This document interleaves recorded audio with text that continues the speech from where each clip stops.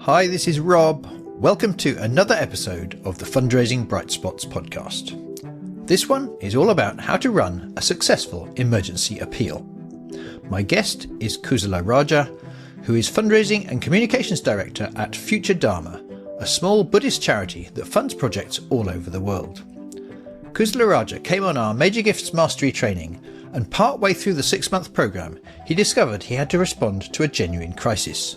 The charity needed to raise £90,000 fast or face closure. I loved hearing the story of how he responded, and I hope that you enjoy it too. Like many charities, we found ourselves in a situation where we just didn't have as much income as we would like. So we had a shortfall, and we found ourselves with a very short timeline that we had to pull together to raise £90,000. Otherwise, we would have faced the closure of our charity. We're dispersed as an organisation, but we're dispersed as a community. And so we put together an online event. The event itself was an opportunity to be really clear and honest about exactly what has happened and to explain what we were going to do about it. But even for those people who didn't come, the opportunity just to have contact with them and invite them to something. And then if they couldn't make it, you had the chance to follow up again with them to say, so sorry you couldn't make it. Here's a recording. If you want to know more, get in touch. Our target was 90,000. It's very ambitious for us. So we raised 74,000 overall, which outstripped what I thought we would achieve.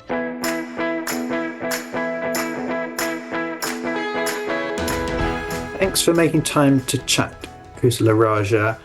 Congratulations, you did an emergency appeal recently, and I was so impressed, with the success of it.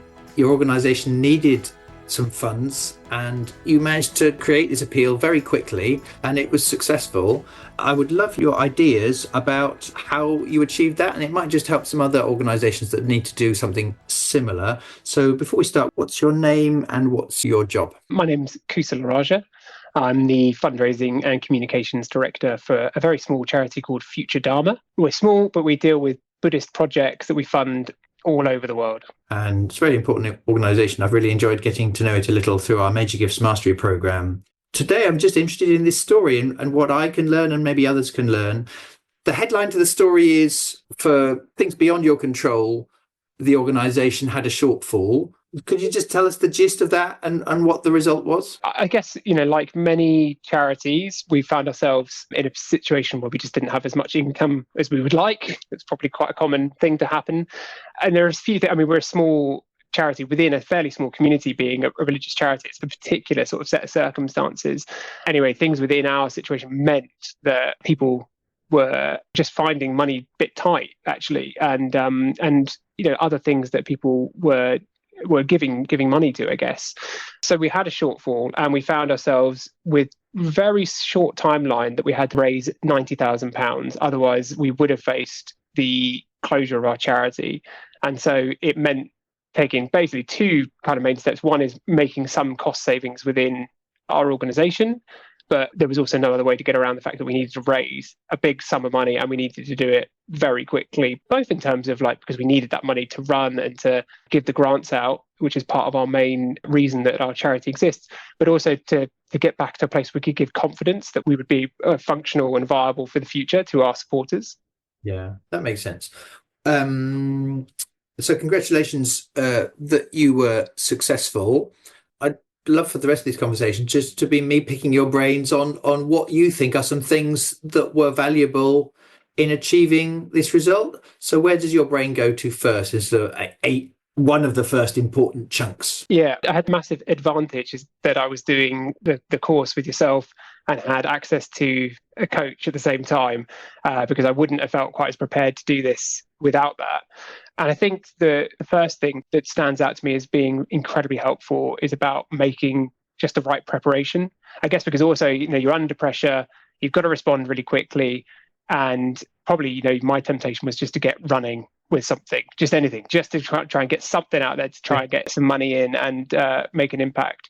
But actually just to kind of clear the decks and prepare very carefully for what was going to come up in the appeal and what was needed and how to timeline that. And one of the very key bits of preparation, I think, was to produce a very exhaustive FAQ.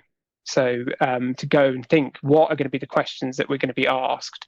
by our supporters, by stakeholders, by other key people within our kind of wider community, even and within the organisation. And they're sort of all variations on three main themes, I guess. They're sort of like, how did you get into this mess?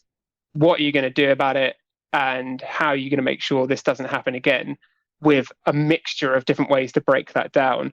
But having that worked through, I worked it through with Linda, my coach. I then went away, did an exercise of my own, and then went into the rest of the organisation to sort of see everybody else's perspective on that, to come up with this really good list, so that I did feel very confident then. If I was on the phone, if I was writing something, I did a briefing online where I spoke to major donors and key stakeholders, and I just felt very, very clear about exactly what has happened and exactly what we can do about it. And then that confidence was able to run through the whole rest of the process. Yeah. In this kind of situation, obviously there's lots of strategy and there's things one can do, but none of that will be very effective unless there is some level of confidence which you're able to find in yourself and to project to help others get as well.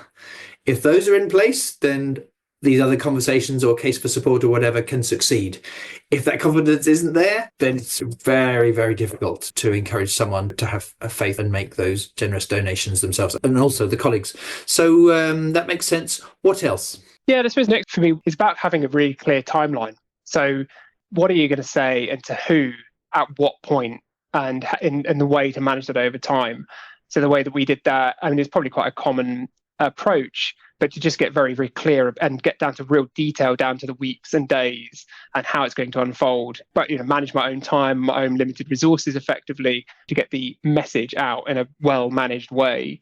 So we did this over 1 month to 6 weeks of contact with major donors, sharing, quite a lot of information, and then doing some public online events. That was a really big key part as well.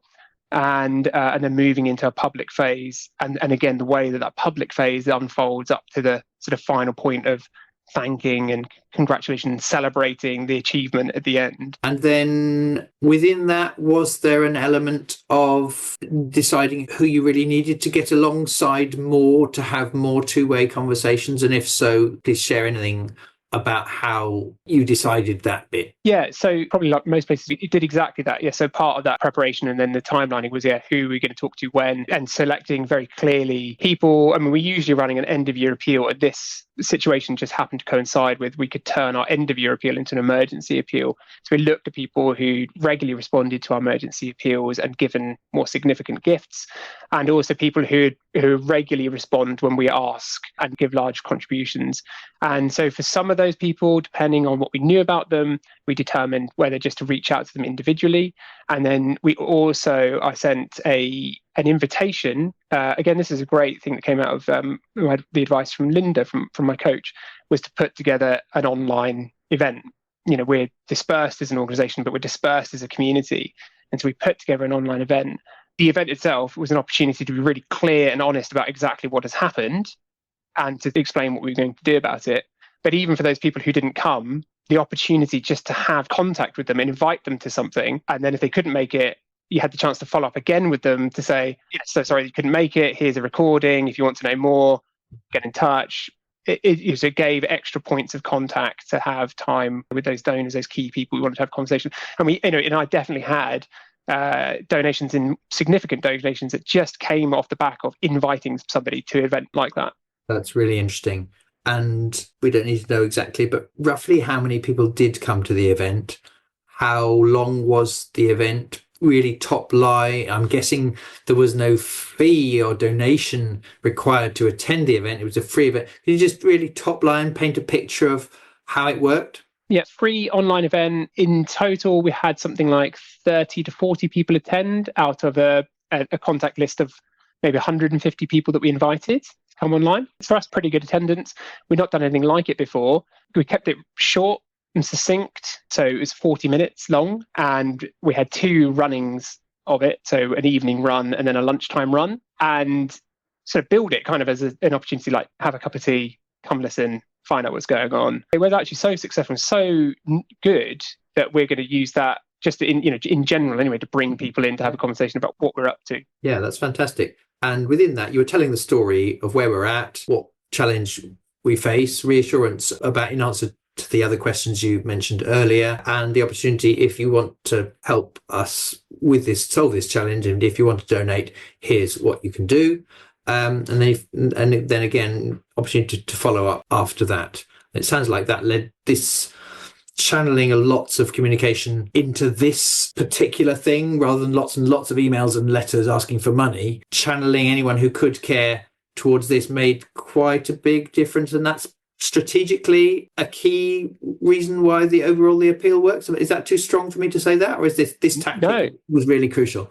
Yeah, exactly. Yeah, and I think it stopped that thing, which is people just being hammered by we're in danger, please help us, give loads of money. Something you mentioned earlier, having these conversations, but emails and letters as well, that tone of voice, but truthful and transparent in those conversations. Do you want to talk a little bit about what your approach to that is? And I sense it's a major reason why you're confident to have these chats, and potentially why they were successful. Yeah, I mean, I think I feel like, that personal side, like if I am going to get behind something, I have to believe it.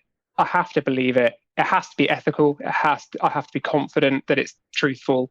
And so I need that for me to get really behind it. And I guess that also then comes through when I'm talking to people, deciding just to really bring people alongside in whatever way was appropriate for them. So to be truthful with people, to be very transparent about what was happening, and in a way that was appropriate. So for our major donors, people who'd made really big commitments, basically we decided that for that time they were basically in the organization. We shared near enough everything, our financial information, what's happened, all those details, what the money that we were hoping to fundraise would achieve, what the details of what we would do to make sure this didn't happen again in the future, including details about changes we were making in the organization, changes in strategic focus. We shared everything and a lot of detail, particularly in the online event. People responded really well to it, and then working out how to do that, to maintain that idea of being very truthful and transparent with people, but in a way that was then appropriate for their level of engagement with us. I mean, people were not going to want a whole strategic document and policy via email, but how, my kind of challenge then I thought was, how do I convey the truth of what's happened in the situation and tell stories to people to kind of really connect with them through then when we moved into like the public phase with people who are giving smaller amounts, but who we still needed to engage in the appeal. Hi, it's Rob. Now, one of my favourite things to do is when I get to hear from charities that have done in-house training with Brightspot. Recently, my colleague Ben talked to the brilliant Megan Marsden, who is Senior Strategic Partnerships Manager at Bowel Cancer UK.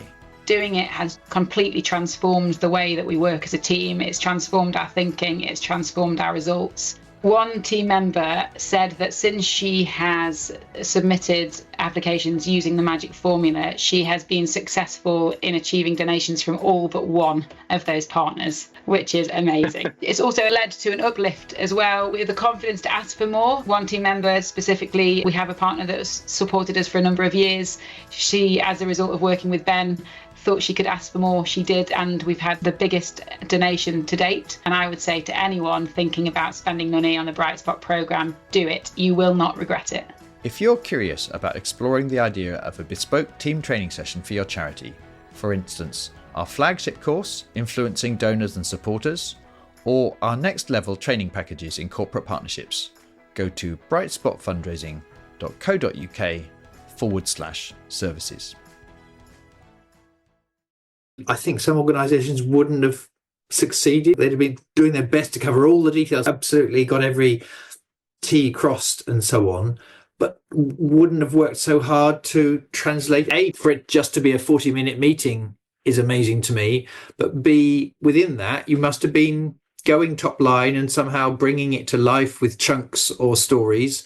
And then in the other communication, how did you manage to find that simple enough chunking and or stories? How did you do it? Well, yeah, so I mean, to quite a big extent, I did rely on the things that I picked up in the course. I definitely structured things around things like the magic formula, and then those kind of key things we had to bring in stories, but bring in stories in those kind of really pithy key ways that you can bring in a story just to create a bit of emotional connection. Yes. How many people donated in that couple of months? And roughly what proportion of those was less than £10, what proportion was up to £100, what proportion was 1,000, like really top line. So we've got a sense of how it was skewed to a few people giving more. Yeah, so our target was 90,000. I always was very ambitious for us. So we raised 74,000 overall, which I was incredibly pleased with and outstripped what I thought we would achieve. We'd raised 50,000 by the end of our major donor phase, if you will, so before we went public. So just to give you an idea, so that was 4 or 5 gifts in the £5,000 sort of area. Gifts under that then in the sort of £500 to £1,000, some, a few £100s, which for us would be is a major donor for us. And then when we went into the public phase, then that was then the remaining £24,000-25,000, and that's a whole mix of some people giving a few £100s to people giving £5, £10, £20, whatever. Yeah, thank you. That makes sense.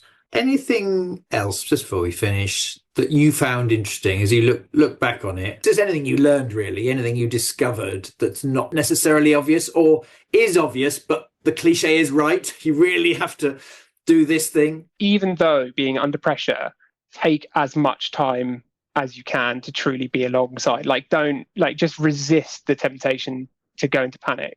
Yeah. We can do what we can do, and it's better to do some of it really well than try to cover every base, I guess, is the thing, even though it's an emergency. Yes. So there's that. The other thing is something like, it's your one shot. So if it's your one shot, it has to be done as well as it possibly can. I mean, maybe we all know that it has to be done as well as we can, but it is. It's and it's important to treat it in that way. And so therefore, I suppose that ties into what I was just saying, that it's just so important to take our time and try and get a bit of breathing space, even though the time is limited, and plan it well. I created a document from the Writing to Influence section of the course, but the basic became my kind of template for planning all of my conversations and communications that went out, because I have a tendency to waffle, and I thought, well, again, it's that kind of managing that time where we want to get as much information across in the clearest way. And I think that's what helped to really manage, sharing what was appropriate for each level. Each level of kind of support. So in order to still get across as much information as we could, particularly through the public phase, we tried to communicate a huge piece of information and how we're tackling it, and put a story in there. The only way we could do that is by being very, very clear and quite precise and deliberate. And so to have a template and a format in order to do that, again, just to give me the confidence to go, right, this is how I know that I'm going to get across the key information that I need to share. So that whole phase is built on that, and kind of bringing down this key information just and distill it into the kind of absolutely just essential pieces. Yeah, this makes sense. Kusalaraja, thank you so much for sharing your take on ways to make an emergency appeal succeed. I really appreciate it. Thank you. I really appreciate it. I really appreciate all the help. There you go. I really hope you found Kusalaraja's story and insights as helpful as I did. A few things I'd love for you to take away. First, even in an emergency, take the time to prepare well. Resist the panic. Second, get truly alongside your donors, open, honest and personal. And third, a well-planned online event can be a surprisingly powerful way to create connection and generate gifts at the same time. And if this story resonates with you and you're thinking about ways to boost your own major donor fundraising, then why not do what Kusalaraja did and book yourself a place on our famous Major Gifts Mastery Programme. To find out more, head over to brightspotfundraising.co.uk. Thank you so much for listening and for supporting the show. And if you found this show helpful, please don't keep it a secret. I'd be super grateful if you'd share it on with a colleague or on LinkedIn. I look forward to sharing another Bright Spot story with you very soon.